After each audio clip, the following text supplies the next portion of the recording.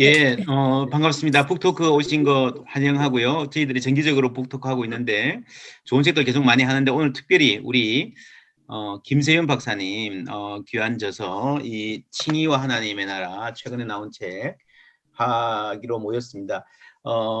뭐 이 코로나 때문에 여러 가지 불편한 점이 많은데 그래도 감사한 것들도 있는데 이렇게 멀리 계신 지금 독일에 가 계십니다. 티빙겐에 가 계시고 원래 이제 미국에 돌아가실 계획이셨는데 요즘 시절이 하수상해서 이동이 자유롭지 않은 관계로 여전히 독일에 머물고 계신데 저희를 이렇게 연결해서 함께 책과 또 저자의 직접 만남, 저도 이렇게 책을 읽어보면 그냥 책으로 읽는 거하고 잠시라도 저자와 만나서 얘기도 하고 얘기도 듣고 느낌도 좀 갖고 또 책 읽고 공부하는 게 굉장히 도움이 많이 되는 것 같고요. 그래서 오늘 김세현 박사님 시간 내셔서 함께 나눌 수 있어서 참 감사합니다. 소개는 사실은 뭐 아주 객관적인 기초적인 인포메이션에 대한 소개는 다 뭐 김세현 박사님 사실은 소개가 필요 없는 강사시기 때문에 구체적인 소개는 필요 없을 것 같고요. 우리 김지철 이사장님께서 목사님께서 오랜 시간 신약학자로서 또 선배시죠. 선배로서 이렇게 함께 교제하시고 이렇게 서로 학문적인 대화를 하고 오신 사이이기 때문에 김세윤 박사님에 대해서 김지철 목사님께서 잠시 소개해 주시면 감사하겠습니다. 예, 반갑습니다. 예, 우리 한 70여 명 같이 들어오실 것 같은데 한 분 한 분 이렇게 반갑고 또 이렇게 좋은 만남이 돼서 너무 고맙습니다. 우리 김세훈 박사님은 제가 존경하고 사랑하는 저보다 먼저 신학을 또 공부하시고 특별히 이 젊을 때도 그랬지만 이 학위를 영국에서 하셨습니다. 영국에서 하시면서 그 바울의 복음의 원천이라 그럴까? 오리진. 이 바울의 복음의 원천의 문제를 다메섹 도상에서 바울이 부활하신 예수 그리스도를 만나는 그 지점에 굉장한 강조점을 두고 다른 사람들이 이렇게 진화적인 바울의 신학을 얘기를 할 때 오히려 보다 더 충격적이고 계시적인 그 하나님의 그 예수 그리스도의 복음을 그때 경험한 쪽에 더 큰 강조점을 두면서 이 바울 신학에 대한 연구를 지금까지 끊임없이 하셨고, 그 다음에 총신대에서 저는 사실은 이 통합측 목사여서 장신대에 왔었으면 하는 늘 그 바람이 있었습니다만 그게 여러 가지로 안 됐고, 총신대에 있어서 한 10여 년 이렇게 또 가르치셔서 아마 총신대 좋은 후배들이 그 제자들이 굉장히 많으리라고 생각이 됩니다. 그리고 복음적이고 교회를 사랑하고 이 땅에 하나님 나라를 위해서 애쓰는 많은 사람들이 우리 김세훈 박사님이 그런 맨 앞에서 세계 신학계와 더불어 토의하고 책을 써내가는 것을 너무 기뻐하고 좋아하고 있습니다. 그리고 풀러 신학교를 가셔서 풀러 신학교의 교수로 또 우리 후학들을 많이 가르치시고 지금은 이제 은퇴하시면서 계속 그런 신학적인 책들을 내시는데 이번에 칭의와 하나님의 나라라고 하는 이 주제를 갖고 글을 쓰셨는데 와, 난 보면서 이제 아까도 우리 김세윤 박사님의 이 신학적 폭이 더 넓고 깊고 높아졌다 하는 생각을 제가 가졌어요. 그래서 제가 많이 배웠는데 던이나 라이트가 갖고 있는 신학적인 문제들을 이렇게 새롭게 하나님의 나라라고 하는 관점에서 또 그리고 예수의 하나님 나라 복음과 바울의 의의 복음을 연결하시는 이게 참 이게 신학의 굉장히 큰 문제였는데 이 두 가지를 연결하려고 하는 굉장한 적극적인 의도로 이 책을 써 나가셨다는 게 제게는 아주 좋은 충격으로 다가왔습니다. 지금 이제 연세가 벌써 70 이제 곧 중반으로 들어가 하실 정도로 이제는 연세가 되셨는데도 이 공부하는 것을 끊이지 않고 저렇게 독일에 가서까지 열심히로 그렇게 공부하고 계신데 저하고는 70년대 아마 후반에 만나서 한 40여 년 지금 뵌지 그렇게 된 것 같습니다. 그래서 오늘 이 독일에 계심에도 불구하고 우리 후학들 또 좋은 믿음의 우리 친구들을 위해서 이렇게 귀한 이 걸음을 해주신 것 너무 감사드리고 오늘 좋은 만남 또 좋은 배움 또 좋은 교제의 시간이 되었으면 아주 좋겠습니다. 오늘 오신 것 감사하고 환영합니다. 박수 한번 우리 다 쳐주시면 감사하겠습니다. 예, 우리 김지철 목사님, 김세윤 박사님 두 분 아주 귀한 서성 이렇게 모시고 함께하게 돼서 참 영광이고 감사합니다. 칭의, 하나님 나라와 칭의라는 이 타이틀 자체가 사실은 범상하지 않은 굉장히 어떻게 보면 멀리 느껴졌던 하나님 나라 이야기 많이 하는 사람하고 칭의가 중요하다, 칭의가 중심이다라고 이야기 많이 하는 사람들, 하나님 나라와 또 복음 이렇게 또 이렇게 대립되기도 하고요. 예수님과 복음서를 또 많이 인용하고 싶어하는 사람들, 바울을 많이 이야기하고 싶어하는 사람들, 그 중에서도 로마서 갈라디아서를 중심으로 모든 것을 보려고 하는 사람들 이렇게 크게 이제 하나님 나라 쪽하고 칭의 쪽이 이렇게 아주 많이 떨어져 있는 심지어 싸우는 주제처럼 생각되는데 하나로 묶어서 책을 쓰셨고 학문적으로 잘 이렇게 프레젠트 해내신 것은 아주 굉장히 중요한 공헌이고요. 저도 아마 다른 데서 아주 옛날에 쓰신 책 중에서 신약학의 가장 근본 문제는 결국 예수와 바울의 문제다.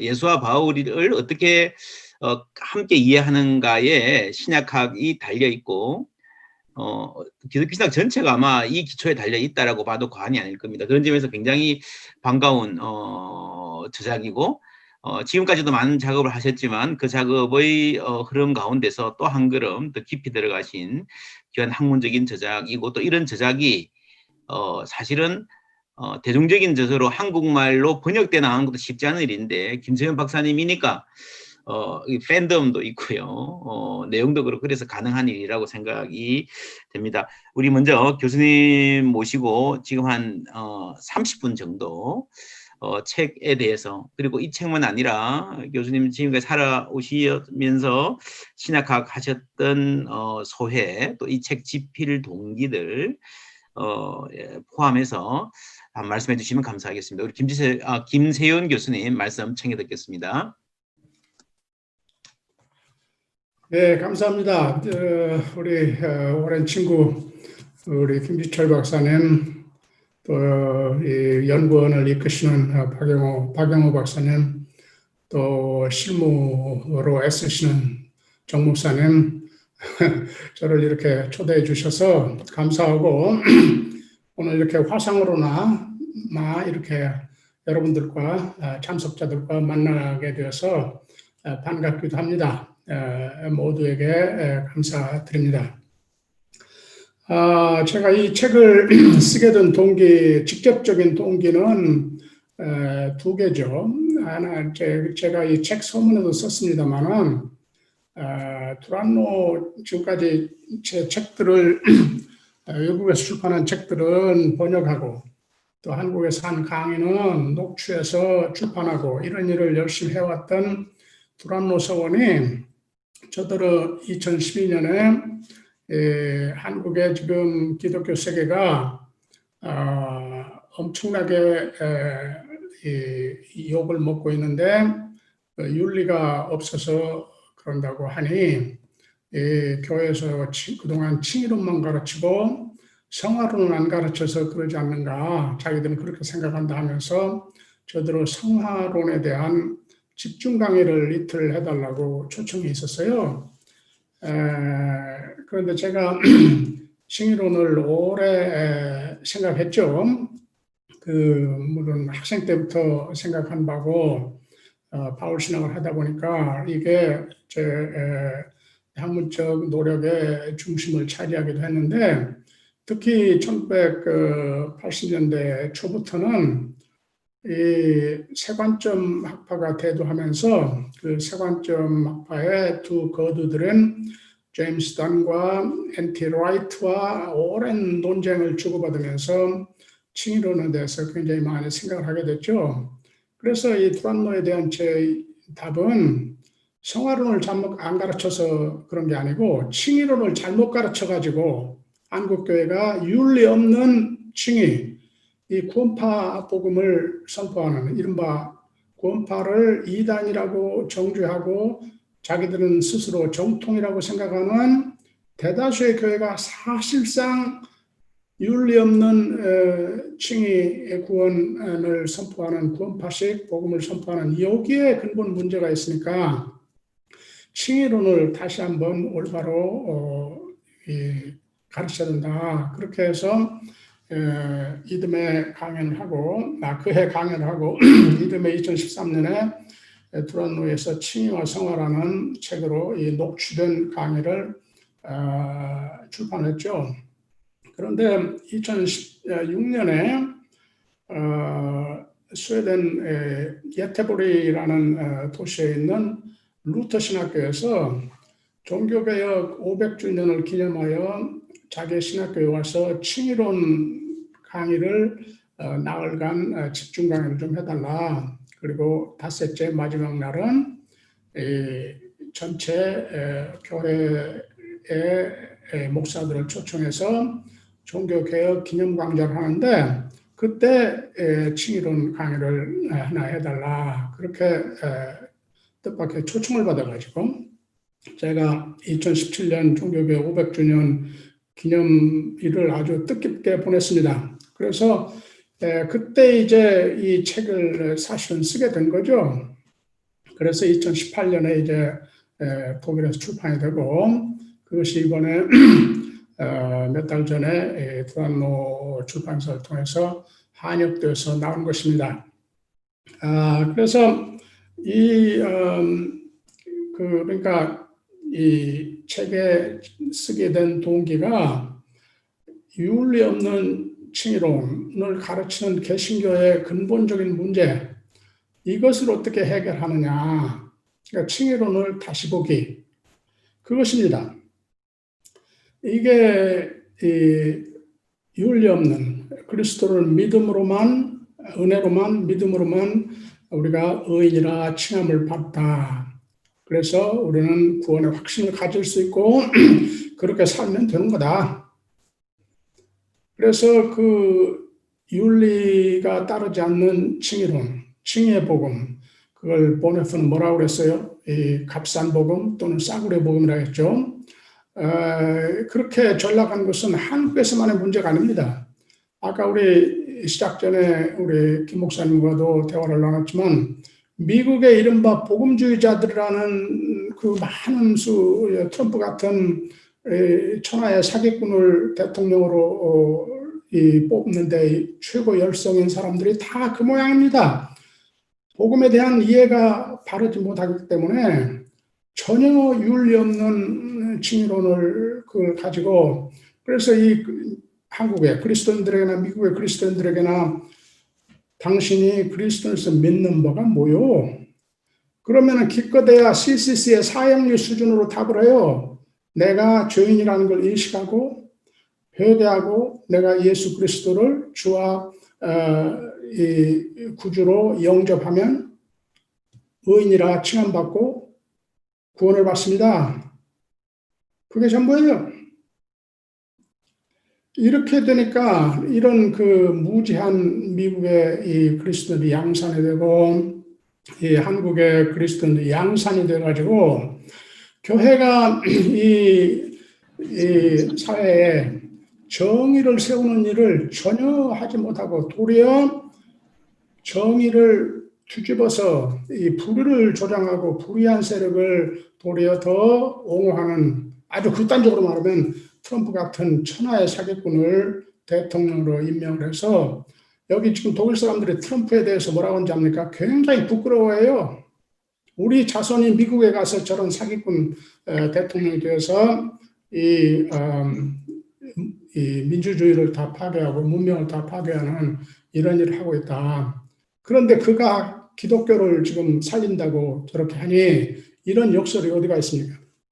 자, 근데 이 종교 개혁의 당시에 이 중세 교회의 선행을 공로로 인정받아서 구원을 얻는다는 중세 교회의 그 복음에 대한 왜곡, 이게 너무 심하고 그래서 복음이 왜곡되고 미신화되고 이렇게 되는 것에 대해서 루터가 개혁을 하면서 복음의 은혜성을 강조하면서 이 은혜로만 이 구원을 받는다 하는 것을 강조하다 보니까 자연히 칭의와 이 윤리가 분리가 되어버린 거예요.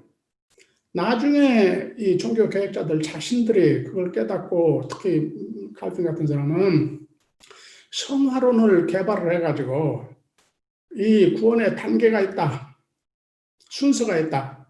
우리가 하나님의 예정을 받고 하나님의 우리를 소명하시면 우리가 믿음으로 의인이라 칭함받고 그래서 구원을 받는다. 이건 세례 때 이야기죠. 세례 우리 믿음의 믿는 자 되어가는 과정의 완성인 세례 때 우리가 믿음으로 의인이라 칭함받는다. 그래서 우리가 의인이다. 그 뒤에는 이제 그러면 거룩하게 살아야 되는 성화의 과정이 따르는 거다. 그 성화론을 강조하는 의도는 참 좋습니다. 그 성경적이고요. 전혀 틀린 거 아닙니다. 다만 소위 구원의 서정이라는 교리로 오르도 살루티스라는 교리로 만들어 정형화시킴으로써 윤리가 칭의 자체에 포함된다는 것, 칭의 자체가 새 시제들을 가지고 있다는 것, 세례 때의 칭의의 과거라, 칭의의 첫 열매라 할 수 있죠. 그리고 언제? 종말의 최후의 심판에서 드디어 우리의 칭의가 완성이 됨. 그러면 칭의의 과거, 세례 때의 우리가 의인이라 칭함받음과 이 최후의 심판에서 하나님의 너는 의인이다 선언으로 구원의 완성에 이르는 사이 지금 현재는 칭의와는 관계없고 성화와 관계 있는 거다. 그런데 이미 세례 때 우리가 이 세례 때 최후의 심판을 받을 것을 미리 받았으므로 성화하면 그래서 거룩하고 의로운 삶을 하면 좋은데 혹 그거 안 해도 구원은 받아놓은 거니까 구원은 내 땀은 당상이야. 그러니까 한국식으로 하면 어떻게 한국에서 일방적인 복음은 세례 때에 예수를 영접함으로 의인이라 칭함받고 구원을 받았고 이제 선행을 해서 뭐 교회 봉사를 열심히 해서 헌금을 열심히 해서 전도를 열심히 해서 뭐 이웃사랑을 열심히 해서 뭐 한다? 공로를 쌓아서 하늘나라에 가서 상급을 받는다. 상급신학이 회복이 된 거예요. 중세 상급신학이.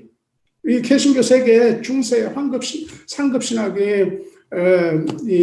회복이 돼가지고 이게 문제를 또 많이 일으키는데 그건 뭐 오늘 다 논할 건 아니고 이런 게 전부 이 바울이 실제로 가르치는 칭의론에 대한 왜곡된 단편적인 이해에서 그런구나. 이 문제를 제일 먼저 지적한 사람들은 19세기 말에 여러분 잘 아시는 알버트 슈바이처나 윌리엄 브레이디 같은 사람들이 예리하게 이 문제를 지적을 했어요. 그래서 칭의론에 이게 사실 바울 복음의 중심도 아니고 이거 뭐 껍데기에 좀 불과한 껍데기에 조금 이방 선교를 위해서 바울이 개발한 상황적 논리지 이게 복음의 진짜가 아니다. 이렇게까지 돼버린 거예요. 1979년, 80년, 1974년부터 준비기간 있은 뒤에 이제 80년부터 드디어 폭발하는 세관점 학파가 등장을 했는데 그러면 그들은 이 문제를 해결했느냐?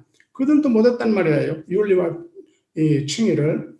세관점은 이 바울의 칭의의 복음을 구원론적 범주로 이해하기보다는 교회론적 범주, 사회학적 범주로 어떻게 이방인들도 할례나 음식가림 같은 유대인 되는 율법을 안 지켜도 하나님 그리스도 안에 있는 하나님 은혜로만 하나님의 백성으로 유대인과 더불어 합류하느냐 그 문제로 이 칭의론을 이렇게 축소시켜버림으로 말미암아 윤리는 딴전이에요. 그래서 제가 지적하는 게 그거예요. 제임스 단이 칭의론을 윤리와 결부시키는데 그게 어떻게 결부시키는지 잘 보시라. 내가 책에서 지적하죠. 그때는 이제 제임스 단이 어떻게 칭의론을 전통적인 구원론적 칭의론에다 대고 윤리와 연결시켜요. 세 관점은 이제 잊어버린 거야. N.T. 라이트가 훨씬 더 세 관점의 원래 이 원칙에 더 철저한 사람이거든. 그러니까 이 사람은 아예 윤리와 세 관점을 칭의를 연결하려고 하질 않아요. 이 사람은. 그러니까 그 사람들도 계속 윤리 없는 칭의론을 가르치는 거죠. 자, 그래서 내가 그걸 가만히 보니까 종교 개혁 때부터 세 관점 학파에 이르기까지 왜 윤리와 분리된 칭의론이 나오냐? 아, 칭의론을 인간론적 관점에서만 보았기 때문이다. 인간 중심적 이해, 즉 우리 인간들이 어떻게 하나님으로부터 의롭다함을 받는가? 칭의론 하면 그 관점에서만 생각을 해요. 우리가 어떻게 우리가 선행으로가 아니고 율법을 잘 지켜서 선행으로가 아니고 그리스도 안에 있는 하나님의 은혜로만 우리가 의인이 된다. 그 관점에서만. 그런데 이것은 칭의론에 대한 아주 좁은 관점이다. 왜? 바울이 칭의의 복음을 가장 체계적으로 전개하는 책이 무슨 책입니까? 로마서입니까? 로마서에서 제일 먼저 우리가 눈에 익숙해야 되는 게 바울이 복음을 어떻게 소개해요? 로마서 1장 2절부터 5절까지 3절 4절 하나님께서 선지자들을 통해서 예고한 약속을 성취하셔서 자기 아들을 보내셔서 육신적으로는 다윗의 아들로 낳게 하시고 죽은 자들 가운데서 그를 일으켜서 성령으로 하나님의 권능을 행사하는 하나님의 권능을 대행하는 메시아 만유의 주로 삼으셨다.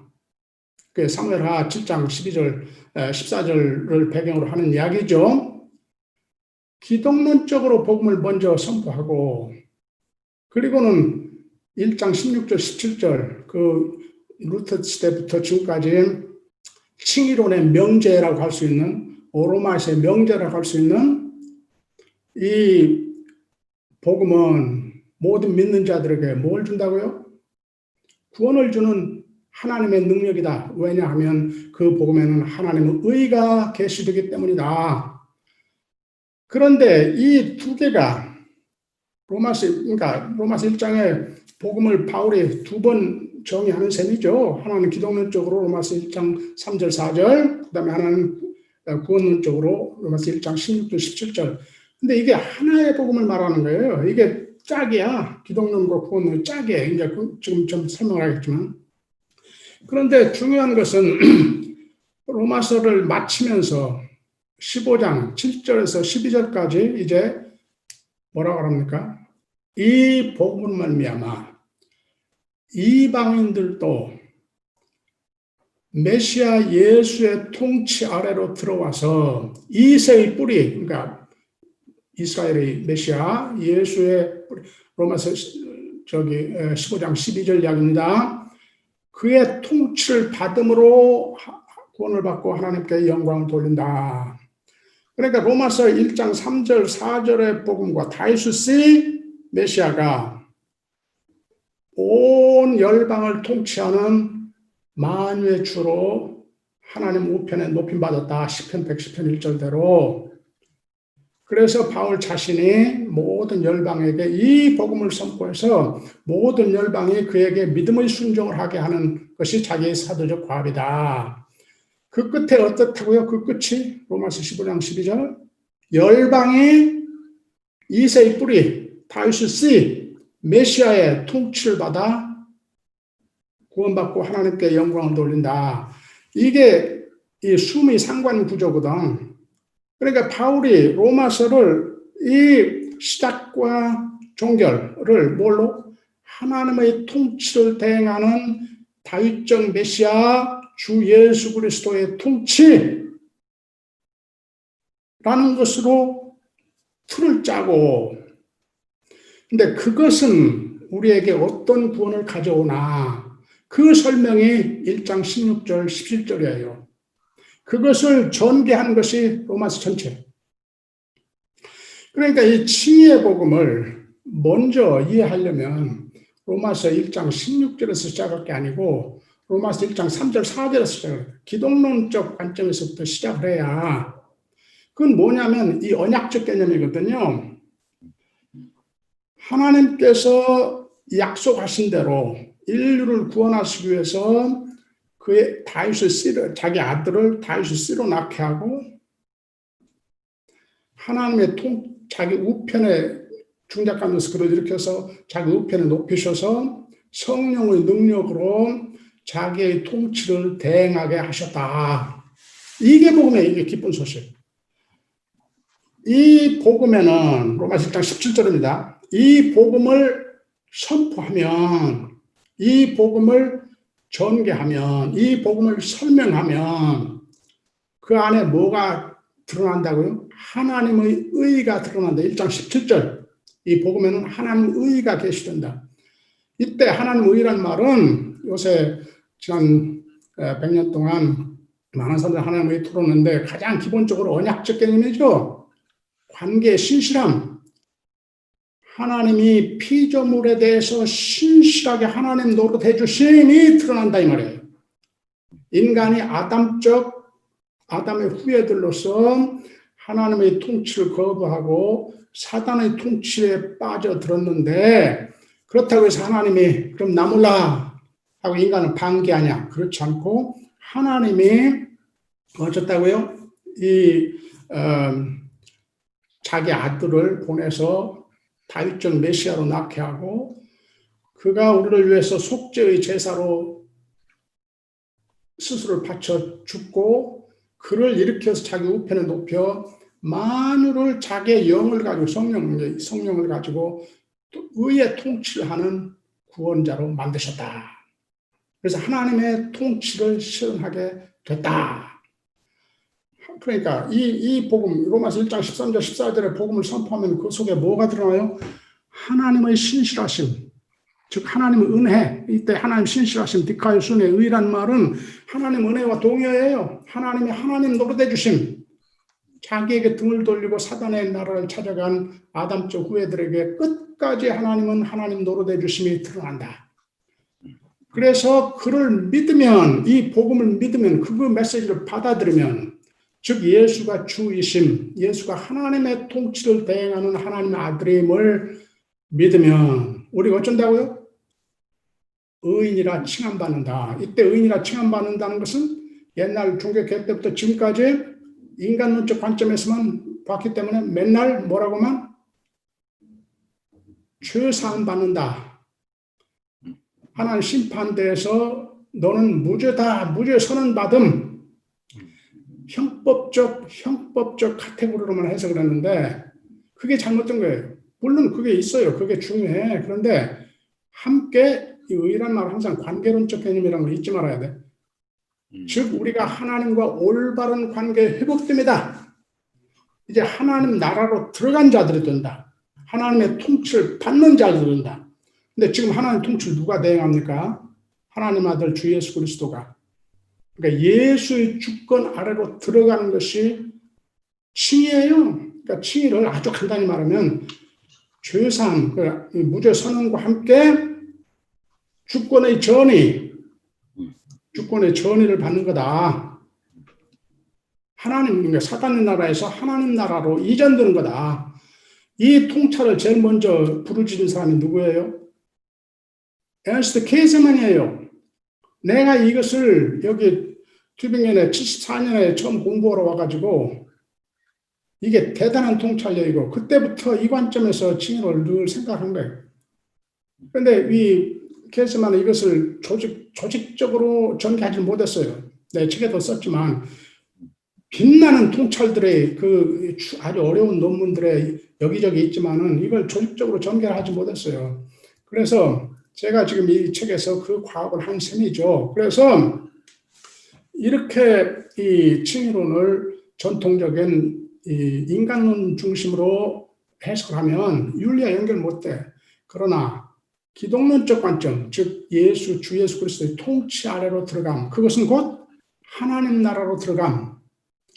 그러면 하나님께서 신실하심으로, 의로우심으로, 신실하심으로 우리를 그의 영을 주셔서 우리로 하여금 주 예수 그리스도에게 믿음의 순종을 해서, 믿음의 순종이라면 중요합니다. 믿음의 순종을 해서 결국 하나님의 통치를 받게 함. 이게 칭이다.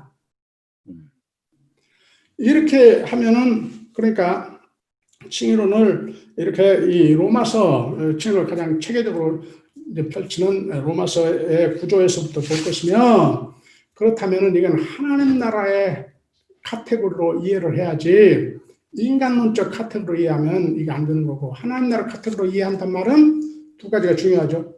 칭의론은 세 시대가 있다. 여러분 다 아시다시피 하나님 나라, 신학교에서 하나님 나라 배울 때 제일 먼저 세 시대, 하나님 나라 이미 왔다, 정말 하나님 나라 완성이 된다, 이미 왔지만 이미 아직 완성이 되지 않았다, 정말 완성이 된다, 지금 하나님의 통치가 전개되는 거예요. 우리가 하나님의 통치를 받는다. 이 세 시대 속에서 봐야 되니까 칭의론을 이 세 시대 속에 본다면 우리가 세례 때 칭의의 첫 열매를 받은 거예요. 그러나 그것은 종말에 완성이 되는 거예요. 그러니까 종말에 완성된다는 말은 이 세례 때의 관점에서 보면 종말의 완성을 받기로 예약된 거다. 또 다른 말로 하면 그때까지 유예된 거다. 그래서 내가 칭의의 유보라고 했다고 한국에서 날 피운다는데, 영어는 간단하죠. 독일말도 간단하고, 레저비어롱 독일말로, 영어로 레저베이션이라는 말은 예약한다는 말도 되고, 그러니까 그때까지 유보되는 거예요. 여러분들이 뉴욕의 어떤 호텔에 방을 예약하면 지금 여러분들 그 호텔을 누립니까? 뉴욕에 가야 호텔을 누리지, 예약이 되는 거지. 그때까지는 유보된 거지.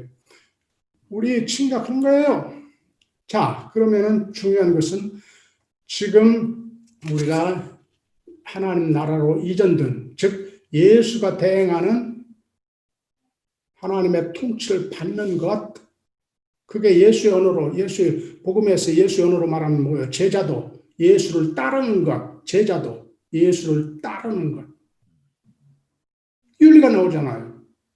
자, 그래서 이 주 예수 그리스도에 대한 믿음의 순종을 함, 곧 하나님의 통치에 대한 믿음의 순종을 함, 이렇게 해서 아담적 숙명을 극복하는, 하나님의 통치를 거부하고 사단의 통치를 받게 된 인류가 하나님과 올바른 관계 회복이 돼서 그때까지 죄를 사면받고 무죄선언되고 이제부터는 하나님의 통치를 받는 자들이 됨. 이게 칭이다.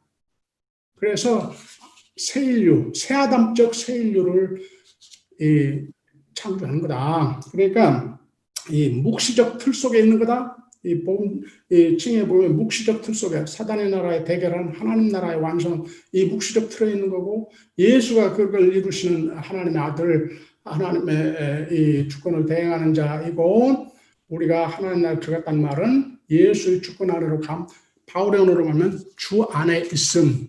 바울의 주 안에란 말이 수십 번 나오죠. 그 말이 우리가 예수의 주권의 영역 안에 있음, 그의 주권에 이 믿음에 순종을 하는 자 됨. 그래서 바울이 늘 복음 선포하고 편지 후반에는 뭐 윤리, 그러므로 어떻게 하면 대표적으로 로마서 1장에서 11장까지 칭의의 복음, 그 다음에 12장, 그러므로 어찌하든다 하나님께 우리 몸을 산 제사로 바쳐야 된다. 그때 그리고 이제는 자세한 윤리적 명령을 주는데, 그 윤리적 명령이 전부 주 예수 그리스도의 이름으로 선포돼요. 그게 이 윤리적 행위를 하는 것이 예수의 주권에 믿음을 순종을 함. 이렇게 해서 윤리와 이 믿음이 통일성을 이루게 된다. 하나님은 지금, 그러니까 중요한 것은 지금 이 칭의론에 있어서 이 중요한 것들이, 아주 칭의론이 제대로 된 칭의론이 아니냐를 가름하는, 구분하는 두세 가지 아주 이슈들이 있죠. 하나는 뭐예요? 세례 때의 칭의의 첫 열매와 종말의 칭의의 추후 심판에서 완성될 칭의를 어떻게 연결시키냐. 이 말은 다시 말하면 바울 신학으로 말하면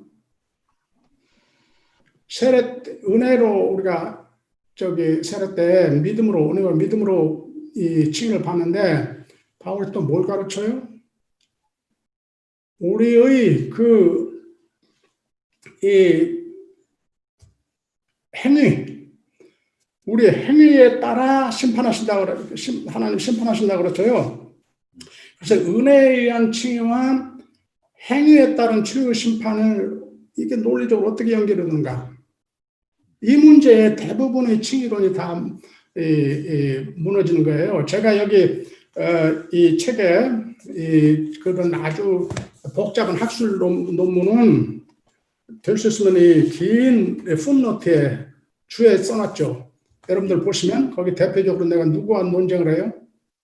지금 이 문제를 제일 그래도 학계에서 골똘히 생각한 사람이 두 사람이죠. 하나는 제임스 단이고 하나는 최근에 앤티 라이트는 아예 칭의와 윤리를 팽개쳐버렸다니까. 왜 칭의론을 세 관점에서만 보니까. 그러니까 누구? 이 존 바클리예요. 존 바클리. 이게 신약에 있어서 은혜의 선물이라는 책에서 은혜라는 말 자체가 그것을 덕 입은 사람이 그걸 주는 사람에게 갚아주고 순종해야 할 의무가 있다.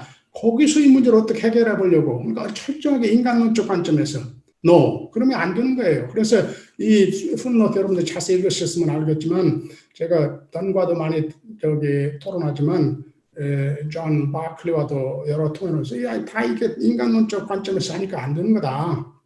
그래서 은혜에 의한 칭의와 이 선행에 따른 행위에 따른 하나님의 심판 이것을 해결하려면 이게 바로 어떻게 칭의 자체에서 윤리적 명령이 나오나. 그러니까 어떻게 칭의 자체에서 윤리적 명령이 나오나를 볼트만이 그걸 해결하려고 애를 썼어요. 근데 그걸 해결을 못한 거야. 그러니까 뭐라고? 우리가 60년대, 70년대 우리 공부할 때 우리 김 목사님 잘 기억하겠지만 그때 유행한 슬로건이 제가 금방 마치겠습니다. 여러분들 질문해야 되니까. 그때 이 슬로건이 바울의 윤리는 너희는 이미 하나님 은혜로 의인이라 선언이 됐다. 그러니까 이제 의인으로 살라. 그거다. 이렇게 칭의론과 의인이 윤리가 연결이 되어 있다. 의인이니까 의인이라는 신분대로 살라.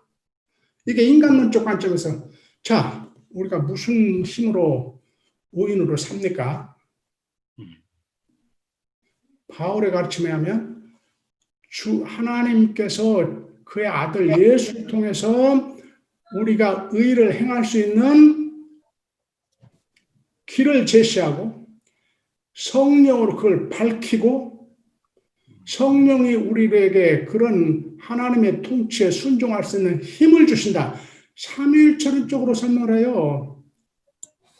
그래서 비로소 우리가 의를 행할 수 있는 의의 열매를 맺는데 이 의를 말하는 건 순전히 성령의 열매다. 성령에 의한 것이다. 그러니까 이 칭의론을 삼위일체적 관점에서 또는 기독론적 관점에서 봐야 칭의론에서 어떻게 이 윤리가 나오나 그게 이 우리말 뭐라 하죠? 오가니컬리 뭐라고 유기적으로 이게 한 덩어리구나. 칭의가 있고 윤리가 따로 있는 게 아니고 그게 성화론에 자꾸 우리에게 그런 인상을 주는데 그게 아니고 칭의 자체가 하나님 나라의 회복됨, 하나님 올바른 관계에 회복됨, 하나님 통치를 대행하는 예수 주권의 믿음의 순종을 하는 관계에 들어감. 그러니까 어찌 된다. 칭의 자체에 윤리적 명령이 내포되는 거고 근데 그것도 하나님이 은혜로 우리에게 하나님의 의로 신실하심으로 우리에게 성령을 주셔서 성령으로 우리 눈을 띄워서 실존의 선택의 순간순간마다 사단이 가라는 길 아니 주 예수가 가라는 길을 밝히고 아, 예수가 가라는 길 가면은 손해보고 내가 망하는데 벌벌 떨 때 성령이 우리에게 너 예수 믿냐? 정말 믿냐? 너 정말 하나님 믿냐? 이웃을 착취하던 대신에 이웃 사랑하는 것을 좀 손해를 봐도 그게 결국 복받는 길이고 구원받는 길이다. 성령이 우리에게 믿음을 주셔서 그래서 바울은 믿음을 뭐라고 그래요? 성령을 선물이라고 그래. 믿음을 주셔서 우리로 하여금 순종하게 하는 자 이런 구조를 가진 것이 바울의 칭의론이다. 근데 이 책에서 그런 것을 이제 굉장히 역설하는 것이 이 책의 중심이죠. 어떻게 이 칭의가 이 삼위일체론적 또는 기독론적 또는 삼위일체적 구조를 가지고 있으면 이 묵시문학의 틀에서 이해할 것이면 인간론 중심으로 이해만 하면은 안 된다.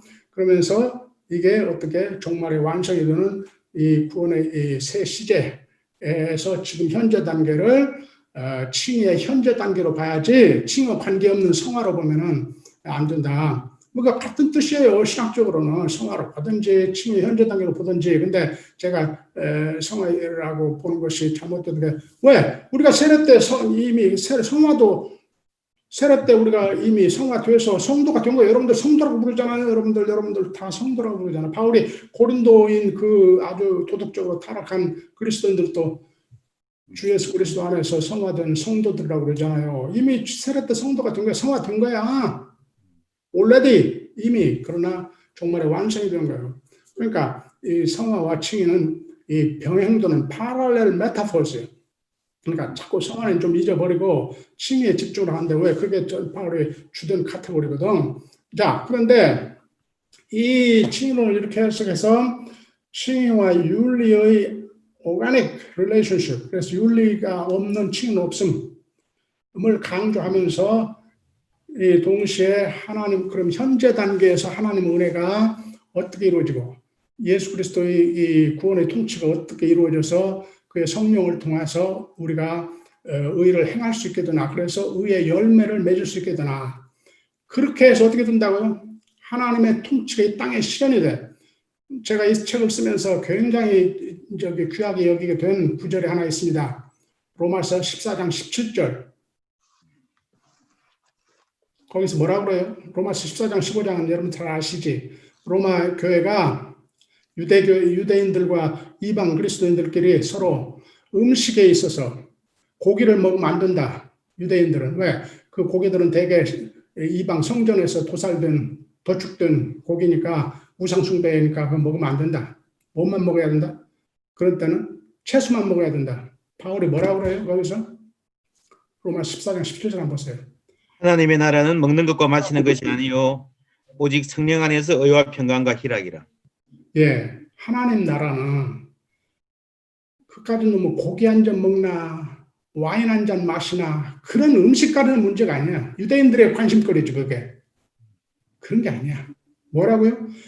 성령의 은혜에 힘입어 의를 행하고 화평을 도모하고 그래서 모두에게 기쁨을 가져오는 거다.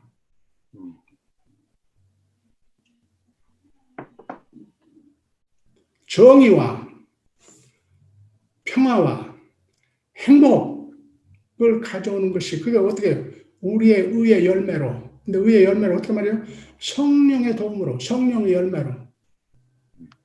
얼마나 한마디로 잘 요약된 거예요. 그래서 이 칭의의 복음을 제대로 이해하면 이 복음은 첫째로 칭의의 복음에 제가 이 책 제일 끝에 두 개 이제 implications 그러니까 함축의미를 소개했죠. 하나는 갈라디아 3장 28절로 가장 잘 표현되는 것. 하나님의 은혜로만 믿음으로만 우리가 죄사함 받고 하나님 나라에 회복돼서 하나님 나라의 구원을 더 깊게 됐다는 말은 인간들이 무엇을 타고났나 무엇을 이루었나 아무 관계없는 거다. 그래서 유대인들이나 이방인들이나 인종적 구분 이제 없음. 성적 구분 남자나 여자나 차별 없음. 지금 그는 남녀 차별을 지금까지 이렇게 부르짖고 난리인데 뭐라고요? 칭의의 복음을 믿는 사람은 남녀 구분 없음, 뭣도 없음, 사회 신분적 구분도 없음, 종이나 자유자나 구분 없음. 모든 사람들. 그래서 로마서 1장 16절에 뭐라 그래요? 이 복음은 어쩐다고요? 유대인에게나 이방인에게나 공의 선포다. 그래서 비로소 세계 선교를 가능하게 하는 복음이죠. 그러면서 동시에 사회 신분적 차별 철폐, 남녀 성별 철폐, 뭐 집안 자랑, 가문 자랑하고 고린도전서 1장에서 바로 뭐라 합니까? 집안 자랑, 지혜 자랑, 이방인 로마서 1장 14절 야만이나 헬라인이나 학교 높은 데 다녔다고 더 하나님 나라에 높습니까? 다 똑같아. 이건 엄청난 사회 변혁을 가져오는, 이게 이 복음 속에 이 칭의의 복음이 뭐가 봐요. 그게 여성 해방을 가져온 거고, 그게 노예 해방을 가져오는 복음의 능력이에요. 그래서 하나님 나라의 정의가 이루어지고, 그래서 어떻게 남녀 대결, 인종적 대결, 지금 미국 트럼프가 열심히 조장하는 게 인종적 대결이지. 아니, 화평을 도모. 그래서 죽음을 가져오는 게 아니고 행복, 기쁨을 가져오는 거고.